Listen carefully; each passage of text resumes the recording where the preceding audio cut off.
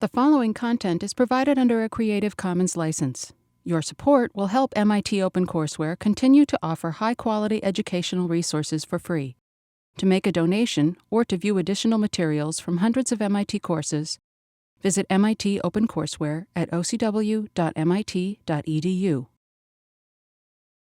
All right, we're going to do two in a row, and Kevin has got these.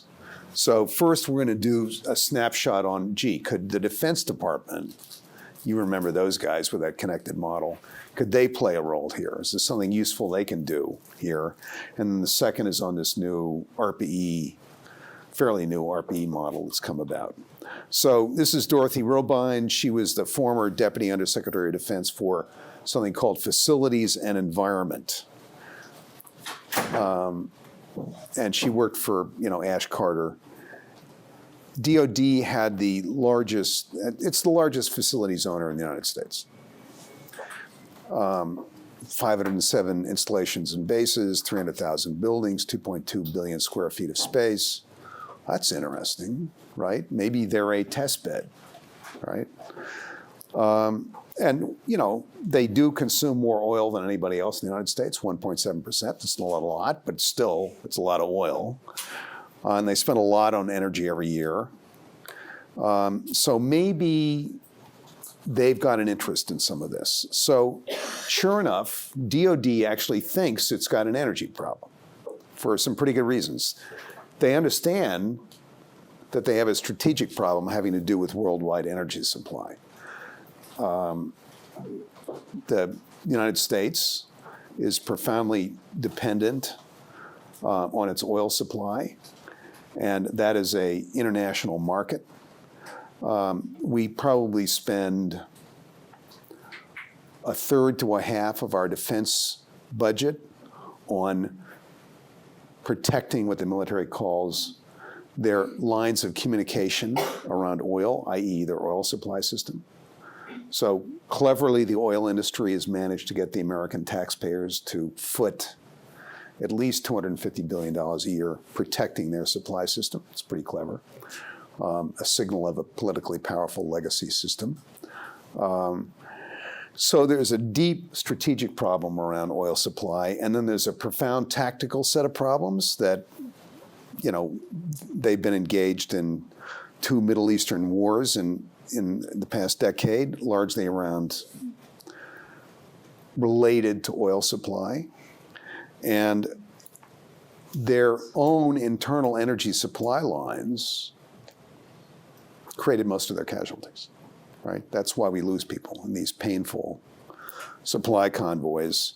It forces the Army in particular into a terrible tactical position of having to defend these fixed points and concentrate forces to defend these fixed points in an asymmetric war where you don't want to have fixed points, you want to be part of communities and populations. So it is essentially the oil supply problem has completely contradicted everything the Army knows about how it should fight asymmetric conflicts. It's forced us into defending long supply chains to fixed points, which is not the tactical position it wants to be in, and it's in turn forced many casualties as a result. So the Army, the Marine Corps wants to get out of this box. They want more mobile, flexible, tactically free forces to be able to sustain the kind of models they've developed for optimizing their warfighting capabilities. So they've got a strategic problem, a tactical problem, and then they've got a big facilities problem. DOD has lots of aging old facilities on old, long-established bases, often built in the World War II time period or the Cold War time period. They have been, since the end of the Cold War, under a significant amount of cost pressure. How can they get their facilities costs down? So that's where Dorothy Robine, who has the facilities responsibility at DOD, where she came in. Interestingly, DOD every year gets $20 billion in something called MILCON, military construction. That's for rehabbing, repairing, upgrading, and undertaking new construction for its facilities and bases. That's like a guaranteed revenue stream, right? And you can do a lot of interesting things with a pretty guaranteed revenue stream. So one of the things that the Defense Department was attempting to do is really take advantage of this revenue stream to do significant facilities upgrades in terms of energy uses. And so that was one of her major projects there. So DoD could be a very interesting test bed and a very interesting initial market for a suite of new energy technologies, right? So DoD is not going to do carbon capture and sequestration, right? That's not its problem. But it sure is interested in getting off the grid, right? It believes it has a terrible cybersecurity problem by being on the grid. It wants off. It significantly wants to reduce its energy costs. It's ready to experiment with renewables, partly because of a grid strategy, partly to establish more mobility and get off a fossil fuel line of supplies. It's got an incredible number of vehicles, both for military purposes and non-military purposes. That again is another test bed opportunity. So you can, the idea here, as her testimony laid out to one of the Armed Services Committees, is that DoD actually could be a partner in an energy technology strategy as a demonstration and test bed kind of center and an opportunity to introduce certain kinds of new energy technologies. Huge interest in batteries, for example. So ARPA-E was a gap-filling attempt. The Department of Energy innovation system, it's kind of what it looked like before ARPA-E came along, right? The red stuff is the new stuff. The black and white slides or boxes are what was there before. So before the new stuff arrived, the Department of Energy, had big fundamental research organization, very basic research in areas like particle physics and chemistry. Famous Vannevar Bush Basic Research Entity, the DOE Office of Science. The great bulk of the energy laboratories reported through the DOE Office of Science. They took up about 60% of DOE Office of Science budget. It's about $5 billion a year. The energy labs, one of the largest armies of PhDs in the world, right? Incredible 12,000 army, great majority physicists. There may be some engineers in there. It was on the wrong problem, right? It was on the historical nuclear weapons problem, right? So of the 14 energy labs, the nuclear weapons laboratories had about 5,000 of that army of PhDs. The NREL laboratory, Renewable Energy Laboratory, had 340 of the PhDs, right? You can see what the imbalance here is. It's not the right lineup. So it was kind of, a lot of the talent was on the wrong set of issues, or at least not the new set of issues. There was an energy efficiency and renewable energy entity, had about a $2 billion budget. There were some other applied energy offices. That was the landscape. And then a huge nuclear security kind of weapons-oriented part and a big cleanup, nuclear cleanup part of the department. That was kind of the department. Something that happened under Sam Bodman and then Steve Chu and then Ernie Moniz is that the whole picture of that department got reorganized. One of those pieces was ARPA-E. We'll come back to this slide in a minute. ARPA-E was organized to bring a DARPA-like model of breakthrough energy research into a structure that didn't do that, right? The applied agencies worked primarily with established industry, right? There was nobody really working on the breakthrough side. So if you happen to think that you need a lot of breakthrough energy technologies to solve the climate problem, you probably need something like this. So an interesting process got put together to get that assembled. Max, you asked a very good question earlier. How come it's only $300 million when DARPA is $3 billion? Those of us who are involved in advocating and supporting the legislation, we wanted, a much larger budget, frankly, $1 billion kind of budget for ARPA-E, and have never politically been able to get there. But nonetheless, I would argue that ARPA-E has actually been pretty remarkably successful entity.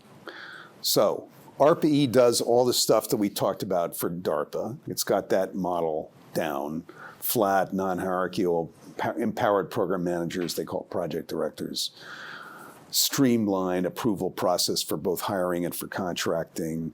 It's right-left, it's challenge-based, it only wants to do breakthroughs, it's not going to do incremental work. It uses Island Bridge. In fact, the Arun Majumdar, who was the first head of ARPA-E, who was one of the most talented science leaders I've ever seen, remarkably talented guy. He had been Steve Chu, the energy secretary, he'd been Steve Chu's deputy at Lawrence Berkeley Laboratory. So when Arun moved to Washington, he lived in Steve Chu's basement for the first 6 months. So there was no Island Bridge problem there, right? You know, they were only a floor away, right? There was extremely good communication between the two. That's the best Island Bridge example I know of. So I try to bring it up. But interestingly, ARPA-E, it didn't have that connected energy system for innovation, right?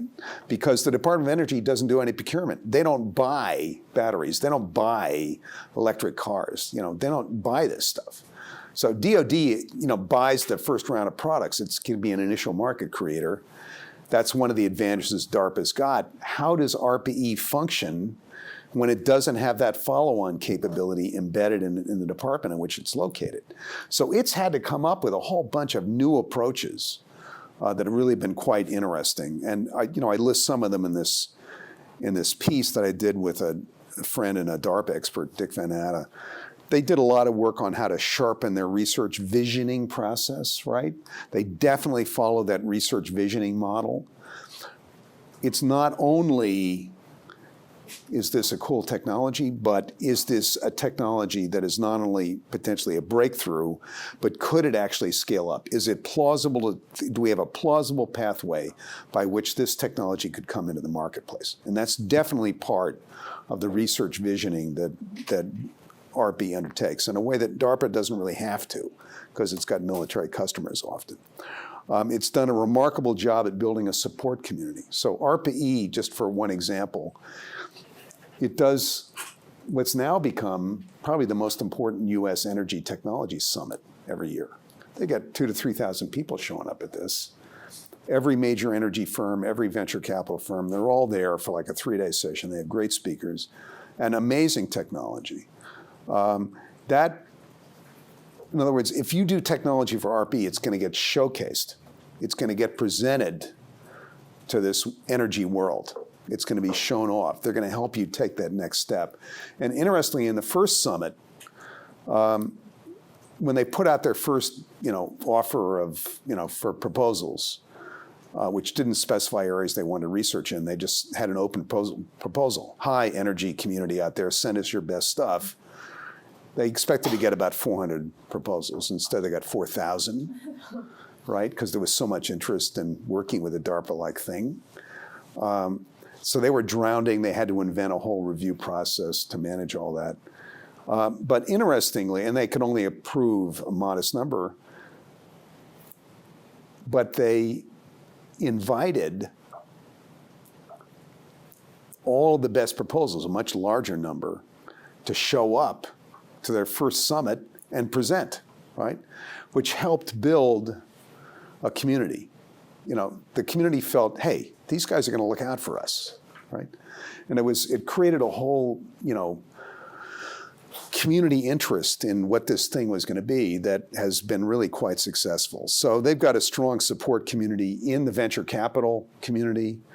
They've got strong university support. They've got established companies that are working with DARPA-supported research and firms. It's pretty interesting. The most interesting thing they've been doing is on the technology implementation side. And here, they created their own commercialization team. So there are these project managers, and they're empowered DARPA-like project managers. But on their team, they pull in somebody from ARPA-E's commercialization group, And these are people with like expertise in getting venture capital and commercializing technology. They know how larger firms do technology commercialization. They even have somebody who's expert at military contracting, so you might sell into a DoD market. The commercialization team has a member that's part of the technology group, right? So commercialization is thought through from the outset of a ARPA-E technology project. Because again, they don't have this big procurement budget. They've got to find more creative ways around it. And the greatest compliment so far to ARPA-E and its success, DARPA has now copied the model, right? So like the parent has now copied the child. And DARPA earlier this year, or last year, hired ARPA-E's head of their commercialization team to set up a commercialization team at DARPA. So interesting, right?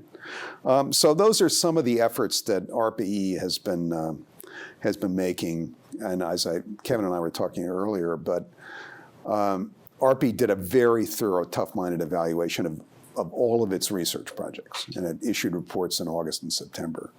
And it's a pretty fascinating story. You know, as we know from this class, and Kevin and I were just talking about this, technology stand-up takes a long time, right?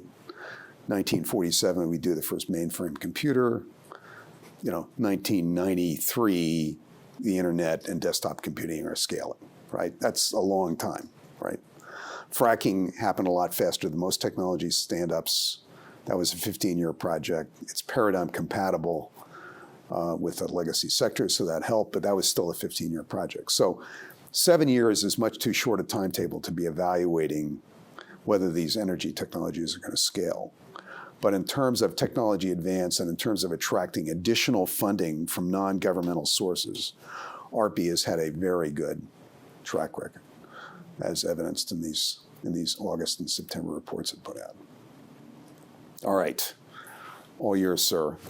Can I just ask a question, Bill? Please. Didn't they announce that basically the companies had attracted about as much outside funding as they had spent since ARPA-E began? Yes, and that was composed of two sources, other federal R&D or financial support from allied companies or from venture capital firms. And we're going to talk about the venture capital model in a bit. Okay. Sorry for interrupting. No, but it was a good point to make. Thank you, Martha. Okay, so going back to the testimony by Dr. Robin, she stated that, you know, all these critical facilities that the DoD depends on for running operations across the board are so vulnerable. Why did they let it get to such a point where, you know, someone needs to tell them, like, hey, you know, we should innovate in this regard to prevent all that from happening? And taking those lessons learned, how should the DoD or any department really prioritize any proposals that come forward to it? Mind rephrasing the question? Yeah, so, you know, she said, these critical systems are really vulnerable. Here's my proposal. In the future, or in anyone's opinion, how should any department, and particularly the DoD, prioritize its resources based on these proposals that they get in order to prevent such vulnerabilities from occurring? I can't imagine that this was published without some of those vulnerabilities being patched. What do you mean by patched? Like, it does not occur to me that the government would allow, or, you know, the Deputy Undersecretary of Defense To publicly announce that these vulnerabilities exist within their system, in their infrastructure, without them first being patched, right? And I know that a lot. Could you talk a little bit about that, Bill? Because it says that it's hold until released. Right, so. She's testifying in front of the Armed Services Committee, and they want to know what's going on, and witness has got an obligation to come forward with what the state of affairs is. And, you know, I don't think these were probably classified. I know these weren't classified issues because this was an open hearing. But she's got a responsibility as a governmental official to tell a congressional committee what in fact is going on and what the issues and vulnerabilities are. So I think she's doing her job and the congressional committee is doing its job. It's got to probe and find out what the problems are. I'm not sure that's a great answer to your question. I guess, does that not, I guess to follow up, would that not set us up for more vulnerabilities if we openly acknowledge that that's something that we're concerned about? Just, it would not be, a problem that we will find ourselves more into if we admit to such vulnerabilities in a public setting. Maybe it's already obvious if it's been in the press, et cetera, Yeah, I didn't people think it dying. was- Yeah. I didn't think it was particularly surprising. I don't disagree, but I think it's different to have, a deputy undersecretary admitting it, is my point. And following up on that, if it's not a surprise to anyone, why are other projects prioritized over preventing this from happening? If it's like, oh, well, of course they're vulnerable to cyber attacks and these facilities are falling apart. We were just talking about the dependence on oil causing a lot of problems. Why not innovate in that way? Well, I think part of it goes back to the funding in that graph. You remember the graph? The graph of the funding and oil prices that basically follow the same trend. Yeah. So, like, if funding isn't really steady, you can't really innovate very well. It's hard to maintain facilities. But you said they get a $20 billion. They do have an annual $20 billion military construction appropriation that's potentially an interesting revenue stream that you could finance off of. That's just the, like, other departments, they still have those problems. Right, but DOD is the monster in the room. They're the ones that really have the facilities. Also, I wonder about the distribution of the quality, I guess, in facilities or infrastructure. So I can imagine, like, not all these 300,000 buildings are really, like, falling apart and in disrepair. But I think, like, maybe it's just they don't like that there are a number of buildings sort of on this latter end of, kind of built in World War II-esque, and haven't really been upgraded from a construction or systems point of view. And I would argue that like the $20 billion or however they're getting yearly to kind of upgrade these services is adequate or kind of serving them well, such that those are like that's your patch, and it's not really an issue of national security in a sense, because like this is a distributed problem kind of over the DoD network rather than like, all right, all of our systems in Virginia or in this particular area are subject to cyber attack or vulnerable. It seems like it's too big of a problem for it to be actionable information for her not to be able to testify about it. This isn't a national security interest in that it has to be protected. Yeah, and to your point about the size of the budget, I'm looking at the 2017 report on infrastructure management from the Government Accountability Office, and it says that they expect the DoD estimated replacement value to be $880 billion. So that's it. What do you mean by replacement value? That's what they're for the infrastructure for the DoD that they need to improve upon. So that was just released for fiscal year 2017. Yeah, I mean, I don't think it's too much an issue that they released this. There's this other thing called 0 days, which is actually like things that you can hack into infrastructure systems, and that's more serious. What they do is they will report it to the agency, and because they know agencies will get lazy if you say you're not going to do anything, they say, I'll give you X amount of time until I do report it publicly. I think this was an issue that they already knew it was okay to say publicly, and so I'm not too concerned with that. On the issue of actual, this is a problem, I think it's just more that it's a big government, there's a lot of problems, and there isn't really going to be, nothing's going to be perfect, and so they're just trying to bring light to it so that they can put funds to it. And things do precipitate, especially with organizations where, this happens with people all the time, right? You really don't know what you're going to do like a day from now, right? Where a lot of things will add up and they'll get past saturation points. And it's also just a big legacy sector, so there is going to be issues.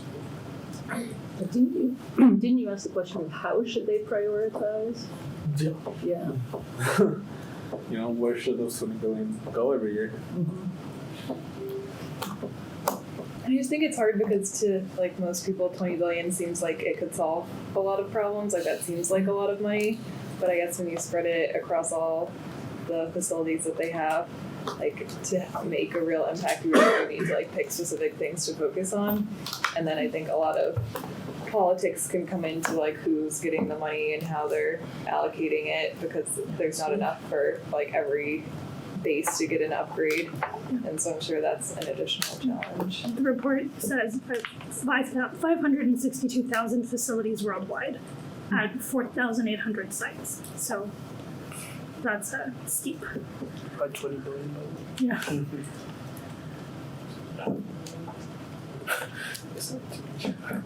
Kevin, how about a closing thought on Dorothy Robine's testimony? No, I'm curious to see how the proposals she laid out have progressed since it was made in 2012. I would hope that, more people bring attention to this, like, hey, we should innovate in these other things that aren't just like weapons, because the development of other projects depends on the development of those as well. Right, and I think it's fair to say that she and colleagues at DoD actually, made significant progress in using these facilities as, in effect, test beds and demonstration centers for new technologies. And because this is essentially cost-saving and security-related issues, there's good reason to think that under the new administration, a lot of this will continue. Let me turn to the ARPA-E piece. Questions for us on that one? Since you said they just released a report analyzing other projects on the research and the relative success of that, and because we have evidence of how successful DARPA has been, why do we really hear about any other DARPA clones? They mentioned that the Department of Education was considering ARPA-E, that the NIH was considering their research models depending on, that sort of mimic DARPA. Why aren't innovation models like the ones in DARPA and ARPA-E being utilized in other fields?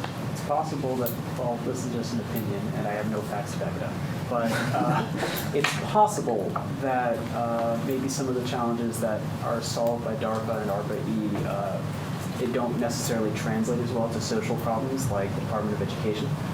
So with education, it's less of a technical problem, and maybe a lot of it's more how do we manage people, how do we determine what's a good versus a bad student, good versus a bad teacher, etc. So I'm not sure if it would fit as well. Again, opinion. Yeah, to add, I think education in particular would also be considered a legacy sector, and to stand up, a DARPA-like model for education would be to completely undermine the education system in the United States, and that would require, the undertaking of not only the education system in terms of national standards, but also a reframing fundamentally at the state level, of the ways in which we conduct education policy, and that I think from a reframing the conversation nationally would be immensely difficult undertaking. It would be politically, I don't know if politically unviable is the right word, but it seems to me like it would be politically insurmountable because you're now threatening, states' rights. Why is it an undermining of the education system? It would be DARPA wasn't an undermining of the defense system. So let me just give a little bit of background because I was involved in some of this, and it never happened. Congress was never interested in funding it, and part of it was, what is the Department of Education, which is essentially an entitlement administration organization. What do they know about technology policy in education, right? But with the development of online capability and computer gaming technologies, a whole new raft of technology options has entered the education field. So there was a fair amount of thinking that maybe there was room for a technology breakthrough entity in the education space. The education space is also notorious for conducting almost no R&D, right? Almost zero, right? It's tragic. And how are you going to transform a sector without, undertaking technology development and research and development on it? So agree, it's threatening, right? Online education and blended learning are threatening models to established systems, no question about it. But this was actually, I think, an interesting idea. The problem was who's going to find the right technology crowd that would really create the kind of breakthroughs that a DARPA-like entity could do. I think that was more of the challenge. And you're saying it's making threats to establish education models. Is that necessarily a bad thing when, we see the U.S. rankings are way below? No, I'm not saying it's a bad thing at all. I think the whole system needs to be changed, but I agree with you, Kevin. And this would be a tool to try some of that with. It's just a big disruption thing. It's like Uber. So imagine like if you really affect the teachers' jobs, there's all these unions, right? So like now a kid can go and like he still needs a teacher, but now you kind of made them very uncomfortable, so you can get some kind of pushback. So when you create the system, you have to figure out how you're going to make it so that the teacher doesn't feel offended. I mean, Khan Academy did a really good job of this, of like, okay, well, now you can spend your time doing what you do in the classroom, but even then, how are you going to get mass support? And then I still don't know what their numbers are like. Why is the kid uncomfortable? Not the kid, the teacher. Because there's unions. So this is especially important in like the Steve Case, the guy who made AOL. He made a book called The Third Wave, which is like, the internet entrepreneurs that will affect physical structures and not just Web 2.0 that does like Facebook and Snapchat. The people that will create systems that interact with people like Uber. They don't just make a technology. They have to focus on the legacy history of the people in that organization. So when you make Uber, you have to worry about the taxi cab drivers who paid $1 million for a medallion, and like this is how they're supporting themselves, and now you're going to disrupt it. And also, what's going to happen to these drivers? What about union problems? How do you ensure safety? As there's been several concerns. So it's not a tech. These aren't I think for DARPA and ARPA-E, this is a technology issue. Let's do the technology. For these issues, it's more of this is very much a people technology, right? Like, and most politicians, Michael Bloomberg, Bill Gates, who's a billionaire. But Martins, there still have been. Look, I mean, how many technological disruptions of education have there been? I mean, we came up with a printing press in 1562, right? That was a big one, right? We figured out books. That's about it, right? That's pretty much the change. So applying this whole new information technology online world to the education system, those are profound technology, and I agree, social and learning challenges go with those, and they are threatening to established communities. I agree completely. But I do think, interestingly, certainly for the first time in my lifetime, I've seen an opportunity for significant technology entry into a classic legacy sector. And so the idea of putting a DARPA-like thing around that was an interesting idea, right? It just hasn't happened. I think I'm going to push back on this a little bit. Please. The idea that education doesn't have a DARPA-like model. Like the rise of charter schools, I think, has like really disrupted how we think about the system of public education. Yes. And you used to really just have like public versus private, but like now you have private and like quasi-public charter schools that receive kind of federal and state funding, but like do state testing, but like don't do some other things. And they have the elements that you think you get in a public education, which is like the group environment, but they focus their classes and they structure them differently, and they do a whole bunch of other stuff because they don't have to adhere to kind of all of the regulations that come from the state and the federal government. And so I would say that education it's like a distributed, is a distributed system because it's like more state by state than like really the federal Department of Education kind of mandating things. But also in charter schools and things like this, you have opportunities for different models that are like people are already testing out, and like you're already seeing this disruption that Martine was talking about, where you have kind of these entrenched public education systems, but now you're having this rival charter school that now comes in and kind of disrupts teachers' unions and things like that. All right, so I'm going to halt our education discussion because we're going to have a whole class next week on education, so we can pursue this, at length. This is kind of a breath of what's to come in next week's experiment. But Kevin, why don't you close out our ARPA discussion with maybe summarize what you thought some of the key points are about ARPA-E? Well, it's still growing. I think, it might not be growing anymore, but it's a good proof of concept that the DARPA model and models like it are good change agents when they're needed. You know, especially in a really established legacy sector like energy is. My personal opinion, I'd like to see these kind of models applied elsewhere. You know, I was reading here that Homeland Security, Intelligence, and others were planning their own ARPA models. And even on smaller scales, I feel like this innovation model could be really beneficial. Good. I have one Okay. more question, because we were talking about innovation organizations. I was wondering if there's an innovation organization for manufacturing, because that's a focus of yours.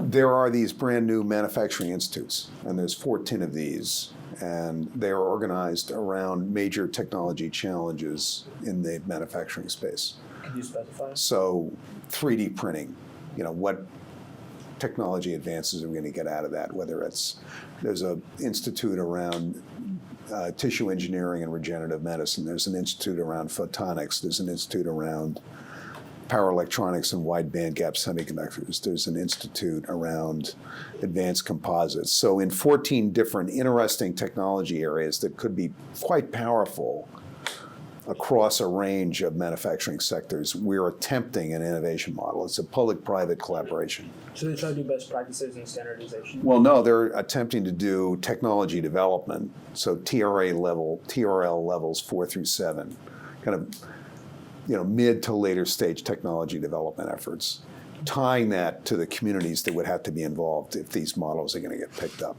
So it's the first attempt, really, in the U.S., other than Semitech, to bring an innovation model to the manufacturing sector.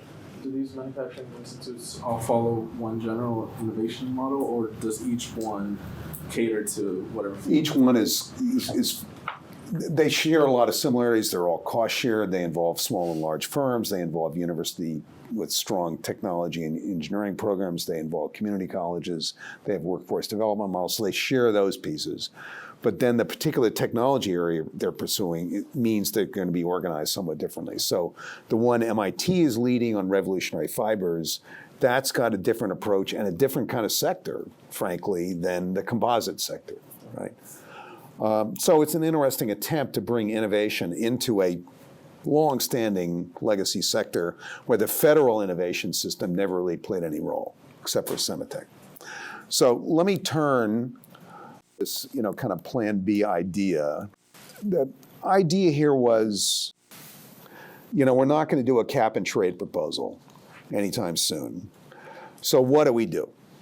You know, what's the menu of options if we actually want to deal with climate change? And one of the problems, look, I was involved in drafting the original Senate climate change legislation, and one of the problems in that legislation was we were attempting an economy-wide fix based upon a neoclassical economic concept that you could alter prices and drive change.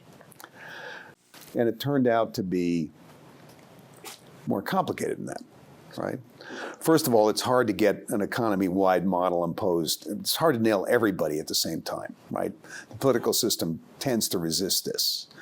In economic terms, it's very interesting to impose an economy-wide model, but it's hard. And then secondly, while I had actually worked on the original acid rain provisions in the Clean Air Act of 1990 legislation to develop a cap and trade system there, it worked brilliantly, and it was a stalking horse for what we knew we were going to do on climate later, right? And cap and trade worked brilliantly there. It worked brilliantly because we already had the technology solutions at hand. They could be the scrubbers that we were going to put on smokestacks in Midwestern power plants. We knew the technology was there. So a pricing system could really drive very quickly the forced adoption of that technology. When we did cap and trade, it took us a while to understand that a lot of the technologies were not close. They were still a considerable distance away. We've talked about carbon capture and sequestration. It's a good example, right? It's not ready for deployment at large scale at this point. It's still experimental. So it wasn't a great fit. So obviously the industries that were going to be affected by this, they didn't know what their pathways were going to be in many cases, right? And look, in many sectors, look at transport. We don't know if it's going to be biofuels. We don't know if it's going to be electrics. We don't know if it's going to be hybrids. We don't know what it's going to, or maybe just significant improvements to internal combustion engines. That all those pieces are still very much on the table. In the transport sector, obviously a huge economic sector. So one of the problems with cap and trade and neoclassical model was that it didn't have a sophisticated understanding of the technology policy side. And, I wish I had understood that then, but, and obviously I wasn't the only actor here. And overall, I think a price solution is going to be needed here. But meanwhile, can we make progress? So part of the way in which we can make progress is by a considerably more sophisticated and effective technology strategy. After this book was, the book that this chapter appeared in was written, obviously there was a major political change in the United States. So the changes we're going to have to think about, if we're going to do a plan B and not just sit on our hands for the next decade, I think that's a really important task. And we're going to have to think about who the actors are going to be that are prepared to take on climate change, because we can't just afford to wipe off 4, 8, 10 years of progress. We've got to figure out what to do. So there's a new menu of actors here that's potential. It's state level and in regions and in companies, because I do think this innovation wave is underway. And Martine's point about niche players, that's an important economic point. You can move ahead with that kind of approach in a number of technology spots. So arguably, we're going to need a plan B, and we're going to have to think about who the actors are going to be in plan B. One thing which we did do in the Department of Energy over the last 10 years is make it a much more sophisticated technology implementation organization through work of Sam Bodman and Steve Chu and Ernie Moniz over the past decade. So all these new pieces, including ARPA-E, Energy Frontier Research Centers, to kind of turn the focus of the Office of Science onto new energy technology advances. There's 45 of these centers now at universities across the country. Office of Science is now really focused on new technology advances. ERE, Energy Efficiency and Renewable Energy, has developed a major focus on advanced manufacturing as a way of driving down entry costs for new energy technologies. That's really important if they're going to get in range of price. They've created something we'll talk about in the last reading. They've created a whole new way of getting, in effect, substituting space for capital at the site of 3 historic energy laboratories. We'll talk about in the last reading. They have a much stronger technology transition office. They have innovation hubs that when your technology is ready to kind of scale up, you can actually get a substantial amount of implementation and late-stage applied research money focused on areas like batteries, 4th-generation nuclear power, and a series of other technology areas. So all these new innovation pieces have been added to the Department of Energy. So it's much more technology ready than it was a decade ago. It's much more in position to be able to work on the energy tasks that it was assigned. So that's, obviously these could be curtailed by the current administration. That's a genuine challenge here, but at least we've got experience now with what some of these issues are. There's still big gaps in the system. The front end is much better now at the Department of Energy, but there's still big gaps, areas like how do you do test beds? How are we going to do a technology strategy that cuts across public and private sectors for a common strategy across players? We haven't done that yet. We need new financing mechanisms for technology implementation. So there's a lot of pieces that still remain gaps on the back end of the system, but we have made progress. And look, let me put the other piece on the table and we'll do them both. Are both of these yours, Chris? Yeah. Okay.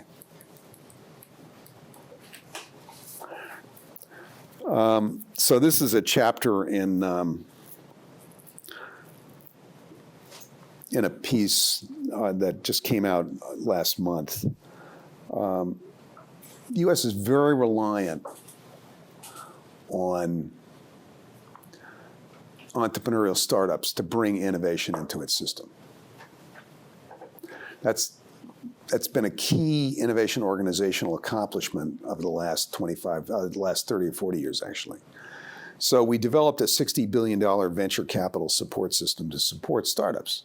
It's how we do it. It's a very interesting part of our system. No other country really has a system as strong as ours. The legacy sectors are like protected castles.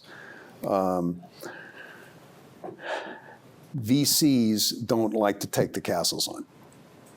You can understand why. They like to innovate in new frontier areas where there are not incumbents, where they're not going to get opposition. So back in 2008, when it looked like energy prices are going to be high and cap and trade was coming along, VCs began to ramp up their investments in new energy technologies. And they've now walked. So let's look at venture capital investment nationwide. This is what venture capital spent in 2015 its money on. It's $60 billion, right? Software, right? That's the long and short of it. They did a fair amount of biotech. Software is about 40%, that's about 13%. A bunch of services, media, entertainment, IT services, that was the bulk of the rest. Now you look at this little piece down here, right, this piece, that's 5%. That's hard technologies. That's energy and industrial, right? This has profound implications, absolutely profound implications. The way in which we stand up new innovation is going to be through this venture capital finance system. And all they're going to do is software and biotech and a few services. We got a serious problem on our hands. We're not going to have an energy technology revolution. But we're also not standing up innovations in hard technologies. Software and biotech are not particularly job-creating areas. Software may be negative job creating, right? Are we going to have any jobs in this economy? I mean, what's going to happen here? These are really, really serious problems, okay? We tried to do the same chart for 2016, but the Venture Capital Association changed the way they collected their numbers because software was so pervasive that they couldn't separate it out anymore, right? It was in every sector. So 15 is the last good set of numbers we're going to get around software investment. So who comes to the rescue here? So Raphael comes to the rescue. I didn't get this. I mean, this is his thinking. And I had this conversation with him, and we had been struggling with this in the Advanced Manufacturing Partnership Program, the President's Advanced Manufacturing Innovation Effort. How are we going to get financing for companies that are going to manufacture in the United States? Because they're not getting venture finance. And we looked at the other potential sources, private equity, M&A, in existing company financing. They're just not significant for innovative new companies, right? Venture capital is pretty much the story. And Raphael, I was thinking about how could we do some kind of new financing, or how could we create incentives for venture capital to change all its rules and go after these harder problems. He basically said, venture capital is doing good stuff. Software and biotech are important things. They're going to do what they can do. Substitute space for capital. That wasn't quite the way he put it, but that was the essence of what he was saying. And I said, Raphael, what are you talking about? Never dawned on me, right? Basically what he said was, let's create really technology equipment, know-how rich spaces, and get a bunch of very interesting hard technology startups. In other words, the biotechs are okay and the software companies are okay. Let's get some of the rest of the crew in and create places where they get really advanced equipment and know-how, right? So there's a lot of technology incubators out there, and we've got probably 8 of them right in our Boston neighborhood here, and some of which are very strong. They tend to be earlier stage, right? They capture you when you're new, and you're really at the business plan, business development kind of stage. There isn't really a model to help you when you've got to start to scale up, right? And with that scale up proposition. So that's what his concept is. And it happens to speak, I think, profoundly to this energy technology space.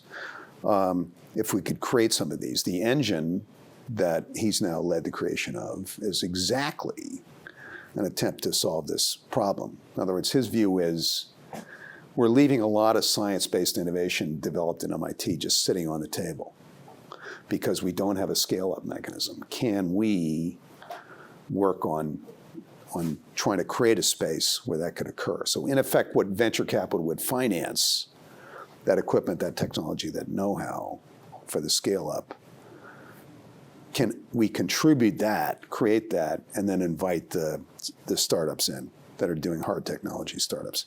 So there's a bunch of other models. DOE got this big time.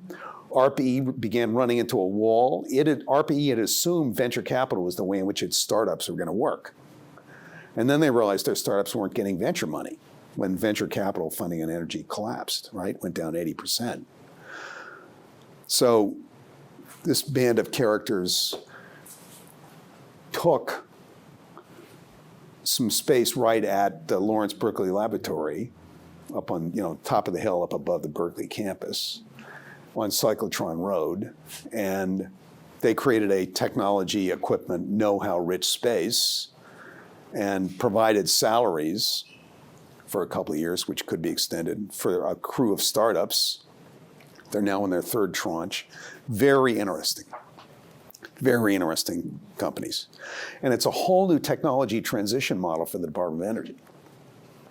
So for approximately 40 years, the Department of Energy has been trying to get these big, famous energy laboratories that are on mesas behind barbed wire to transfer their technology out. And the folks that work there are paid, guaranteed salaries for life, and they get entitlement-funded research. They're guaranteed interesting scientific work, and we want them to walk out of there and, not be paid and stand up company. I mean, good luck, right? It's not an optimal technology transfer model. And look, technology transfers with people that walk, right? Technology transfer doesn't happen by, developing a list or a plan and handing it to someone. Technology transfer works through people. You've got to really encourage people to emigrate and move with the ideas because they have the tacit knowledge to make these things happen. Well, this may be a much better technology transfer model for the Department of Energy than the one they've been working on for 40 years. So 2 other labs, Argonne and Oak Ridge, have now picked up the same model. Steph? One of the elements I didn't see in the analysis of the models was the importance of competition or having that sort of truncated time frame. How is it that they sort of put pressure on them to deliver? Well, all these teams had to compete to get in there. So that was a very tough composition. More than 100 actors, 100 different teams were competing to get to be part of the first 8. So that was a highly competitive process. Look, if you've got an interesting startup idea and you're just out of grad school or, for that matter, just out of undergrad school, and you've got a really interesting small group and idea and you want to move it, the fact that somebody would give you space, incredible equipment and technology, incredible know-how, and pay you a salary for a couple of years, what could be better, right? This is really good news for hard technology startups in the energy space. So it's been very attractive, and there's a lot of competition to get into these places. So competition is embedded, right at the heart of the model. Martha? So Bill, do you have any sense, well, first of all, I can't remember how old they are and, what kind of track record they have at this So point. these are all brand new. This is a brand new model, right? So they just accepted their 3rd round of teams. So they're 2 years old. Got it. Okay, I wasn't really clear. So are they going to be able to expand under this new political climate to other? We'll see. I think, from the sense I have in talking to DOE friends, what's wrong with this model? I mean, you're, in effect, repurposing an established model at extremely modest costs. Right. So Lawrence Berkeley Lab's an $800 million a year operation.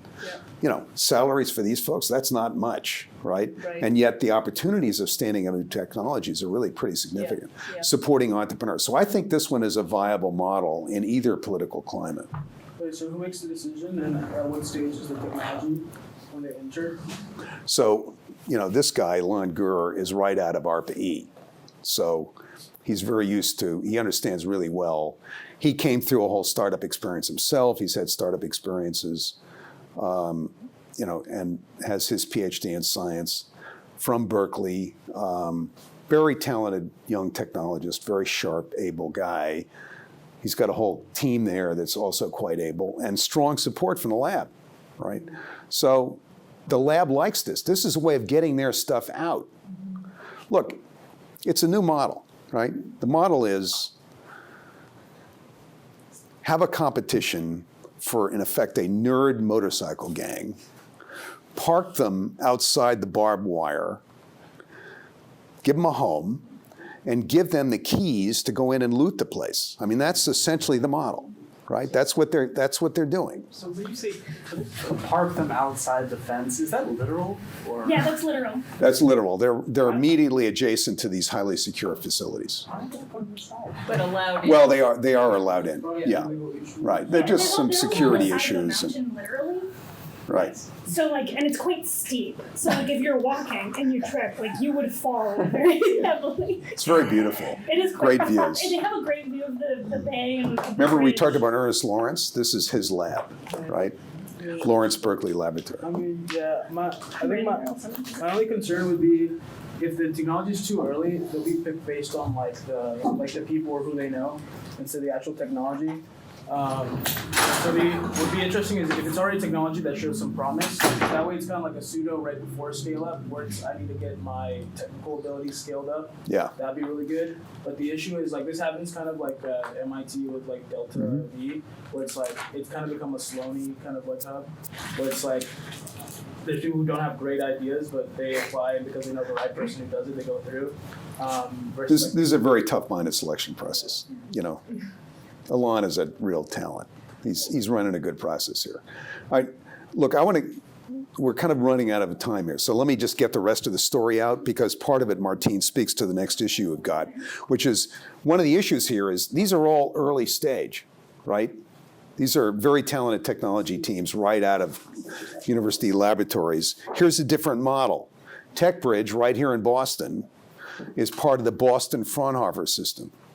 And they have a different model, but they're similarly providing this technology equipment know-how rich space as a substitute for VC money. And the idea here is Cyclotron Road starts with the technology group and then tries to nurture the technology. TechBridge starts with large regional companies, and it goes to them and it says, what do you want, right? And typically, they don't want disruptive stuff that's going to wreck their business model for obvious reasons. And they don't want to bother with stuff that they're already doing that they understand well. But there are substantial groups of adjacent energy technologies that fit with their model that would be interesting to them. And that's what TechBridge tries to find out. So it gets a list of what do you folks want? And then it goes to find talented startups in the Boston area, of which there's a lot, and connect the right startup to the right industry player for a collaborative project, okay? Very different model, very interesting. The most interesting part of it is that those folks work together for a little while. They come up with kind of the prototype together, right?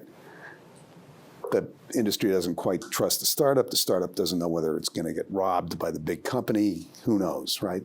They bring in the Fraunhofer laboratories, right? This famous laboratory system.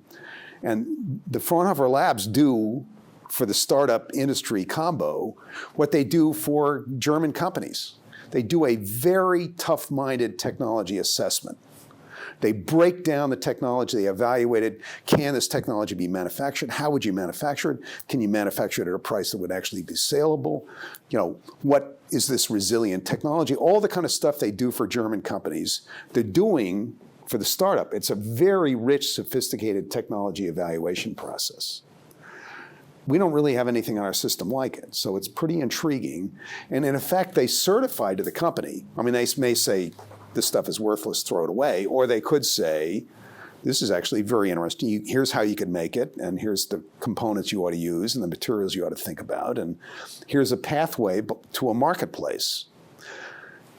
The big company loves this because they realize the startup may not be totally crazy, and then the startup likes it because, in effect, it's certified their technology, right? So this puts both players into a much more informed space, and that's been very it's been very intriguing, sort of adding this technology validation piece to this. Remember we talked about the role of FDA in certifying technology, right, which guarantees a market? This is the first time I've seen this played out in a US kind of model, and it's kind of intriguing. And I'll put one more on the table for you.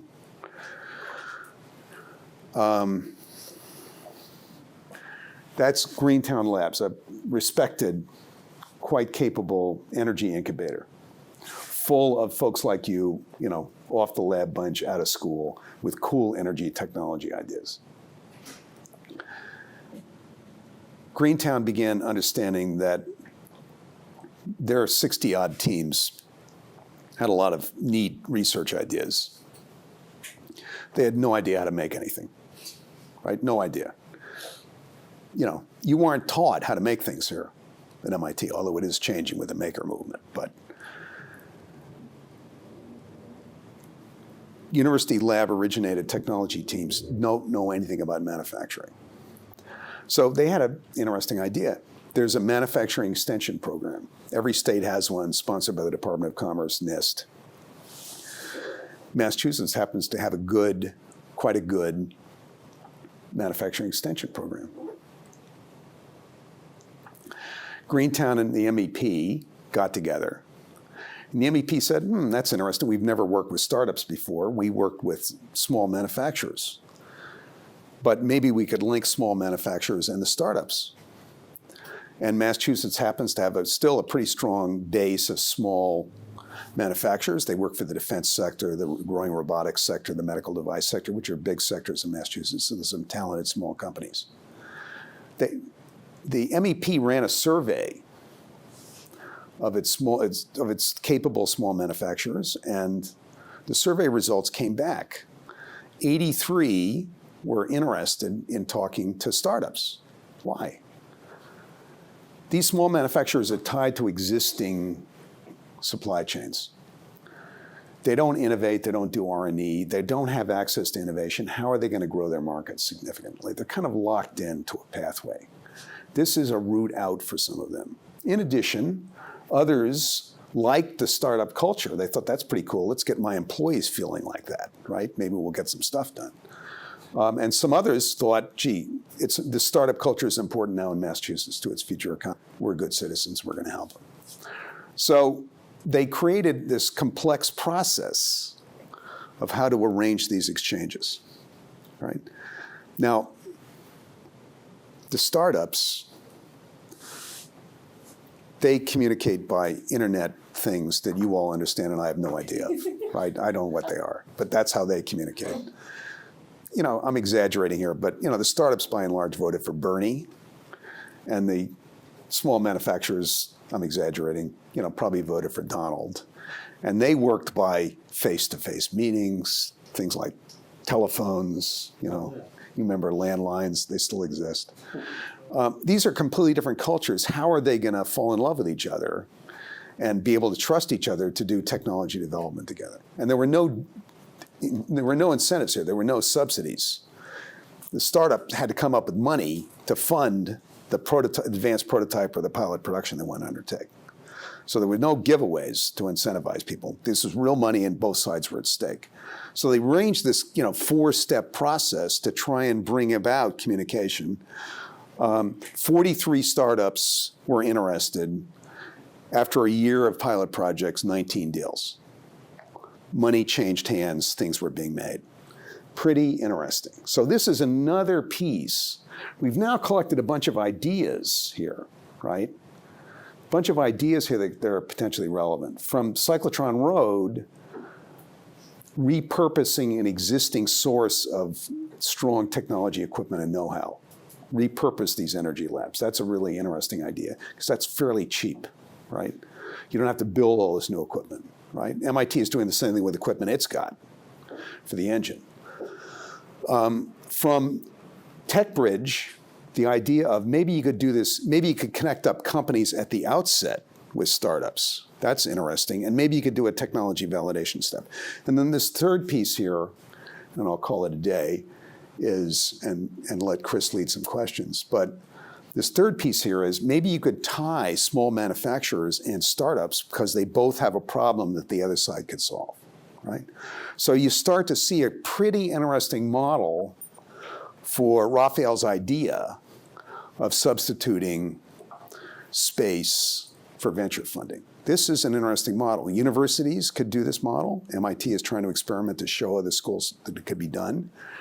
Federal labs are already pursuing this, and the DoD has 67 of these, and Lincoln Lab is extremely interested in this model, for example. So is Draper just up the street. So in other words, there are ways this thing could scale, right? So between universities and existing laboratory capabilities, and then MIT's got the idea of connecting you to companies and nodes that could help you as you develop a more sophisticated product line.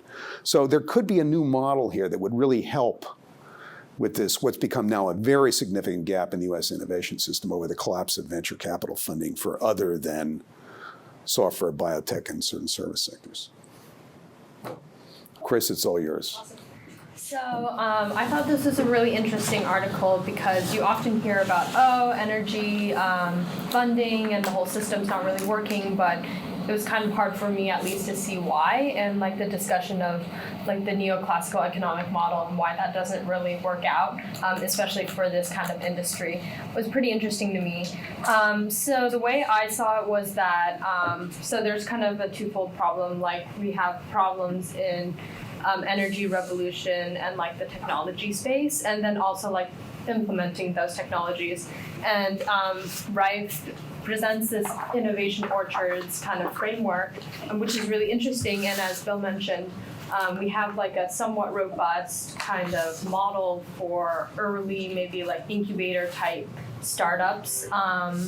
And then we have to somehow bridge that gap to innovation. I was just wondering, what are your thoughts on like how we can kind of create that smooth transition between like institutions that might be providing some early seed funding and then like kind of transition those into later stage, whether those be connected to like TechBridge or like those other models that have kind of demonstrated some pretty good ways to bring that implementation process into play. I think two things. One, I was pretty astonished at the first piece, particularly taking this neoclassical view of like, hey, should we do cap and trade? Is a carbon tax going to work for curbing emissions? And I think it did a pretty good job of saying that maybe it's more complicated than that, but also like the fact that we were still looking to do sort of a cap and trade system even like in 2010, which is like relatively recent, and like, you know, classical economics has existed for a while now, made me think like, is economics, are the solutions that we think theoretically like in economics, are they effectual, and are they just kind of limiting us because we only have this school of economic thought that says this is sort of our solution subset, this is the answer. And are there economists out there who like aren't classical economists that may have solutions for us that exist outside of that probably would be a lot more palatable and useful than kind of a carbon tax or a cap and trade system. So Rashid, let me build on that for a second, and just to be clear, don't get me wrong. I do think there is definitely a place for a pricing mechanism. It can help a lot. I think part of the problem here is that neoclassical economics, as we talked about in the first class, hasn't been able to develop an outlook that enables it to treat technology innovation as endogenous to economic growth theory, right? So Solow announces it's exogenous because it's too complex a model for us to track the variables. And as we've talked about in this class, it involves history and culture and organization theory and all kinds of other things that are kind of outside the parameters of what economics is normally able to track in its curves.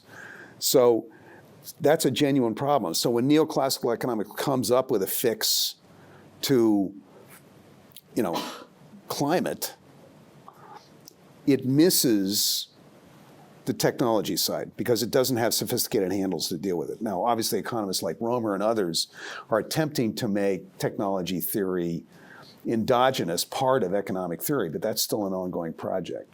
But that's where we ran into trouble, was that the technology need over an extended period of time didn't match the timetable on cap and trade. And the solution there was to push off cap and trade, and that's in effect what we've done.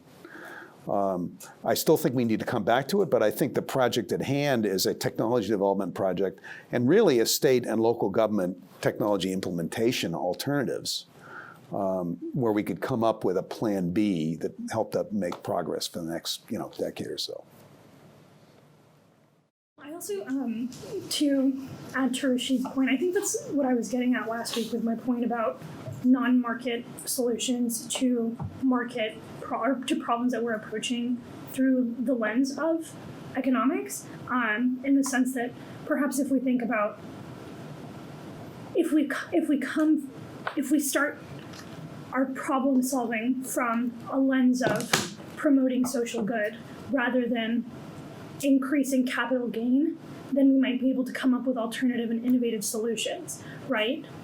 And so I think that's sort of where Rife was coming from, that this model, and I mentioned this on our very first day of class, very much is similar to the model that non-governmental organizations and nonprofits have been using for a very long time in sort of trading are leveraging the kindness of individuals and their willingness to, let them participate in their spaces. And you see this happen, for political campaigns. Volunteer fellows will go and they will live in a supporter's house, and then they will go on and, knock on people's doors for that candidate, and they will do so for very little money or no money at all. And so as someone who comes from the nonprofit and NGO sector, and I've been, volunteering in politics since I was really little, the ways in which you can leverage sort of on the sort of good and ethics of people seems to me a much more interesting place to start for research and development and for hardware technologies than people would think. Because if you approach it from a lens of economics, it's very difficult to make the case oftentimes that your technology could be disruptive and could pay off. But if you approach it from a lens of social good, it's possible that you could appeal to the ethos of a venture capitalist. Because, for example, someone like Bill Gates is more likely to say, I want to do this because I think it's the right thing to do, than to make the argument that it's a good investment for him and that the ROI will be greater. So I think that there is a benefit to sometimes pivoting away from market-oriented problem solving and to view it from a sort of lens of ethics or social good promotion. Obviously that won't always work, but there are instances, and I think this is one in which that is where we are leaning toward. I will add, Steph, to your point, that part of what has come with the engine is a bridge fund available to those startups. So Raphael and colleagues have been able to raise over 150 million now for commitments to a bridge fund, because these startups are going to need some funding, right? It's not going to. They save a huge expenses by equipment and technology and know-how savings in this new space, but they still are going to need to get funding, and so this bridge fund could really help them. That money was raised from essentially generous rich people in this region who were prepared to, in effect, make a charitable donation towards this thing, thinking that it might be helpful to the overall innovation economy in the Massachusetts area. And, they have an opportunity for return. So if these startups take off, there is an opportunity for return. But frankly, they're not expecting it.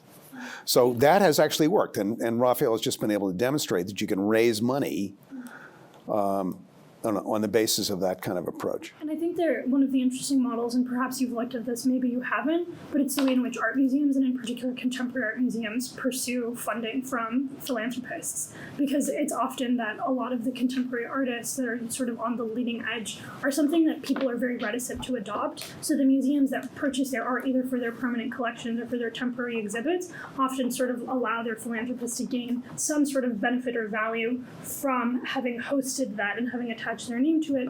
And later on, it is that because art is seen as a commodity and luxury good, they're able to sort of gain capital return on it as well. So I think it could be interesting to look at the ways in which museums and art museums specifically do their philanthropy for technology. Sure, go ahead. Well, I think There's also like purely partly effective market-driven models. I think a really good example is Autodesk. So right down here by the seaport. And Why don't you describe it? yeah, so Autodesk, they basically want to become the software company for any like CAD, CNC, anything that you want to make. And so they have like a fellowship program here, and then so a lot of like there are MIT startups who work in their build space, like the innovation building, and they also like Pure 9 and is like probably the best makerspace in the world, and they have fellows come in. For them, they get a lot of value out of it because these innovators are testing, their software and pushing its limits and giving them ideas for new features. Also, when those startups, hit market, Autodesk really help make that possible. So there's a lot of benefit to them, and they give these people working on hard technologies a really great working space to develop their stuff. Chris, do you want to give us a few closing thoughts on this? Yeah, sure. You had some very perceptive opening comments. Cool. Yeah. So I think one thing we didn't really get a chance to touch on was that climate change and like the whole energy sector is kind of a different beast from a lot of different kind of sectors because the way you evaluate how good a technology is kind of a much longer kind of time span than say, I don't know, biotech, where you can immediately see the impacts. The drug works or not, right? You can immediately tell. But for like climate change, sure, you can, measure carbon emissions year by year, something like that. But then you run the risk of policies, social mindset or whatever shifting once maybe you get on a trend of seeing some improvement, and then you might just shift and completely, erase what you've done in the past year or so. So definitely the longer time span makes it more difficult, not only for funding, but also like development, implementation. And I think a lot of these kind of new models like the innovation orchards, Tech Bridge, these models are really cool and should be interesting to see how they play out. Great. Martha, do you want to give us a thought from Mighty's perspective about some of these new models? So, well, I guess that, God, Bill, you kind of caught me by surprise. I've been holding back. That's okay. That's right. I think, well, first of all, Chris just touched on something really important, which is that, one of the big challenges, and I think I've mentioned this before, is that traditionally energy technologies take decades to get adopted. And just the pie chart on the VCs tells you something about, what energy technologies are competing against for capital. I guess that this is a great model if it can get replicated, and same even breakthrough energy ventures, which is a different model. This is an earlier stage helping people get past. It feels like things move slowly, and like everything related to this whole energy challenge, we need to kind of pick up the pace. And Bill, you talked about the states and there's different players. It's challenging, right? The states just don't have the kind of, first of all, they compete against each other. They also just don't have the resources. So we'll see where we end up.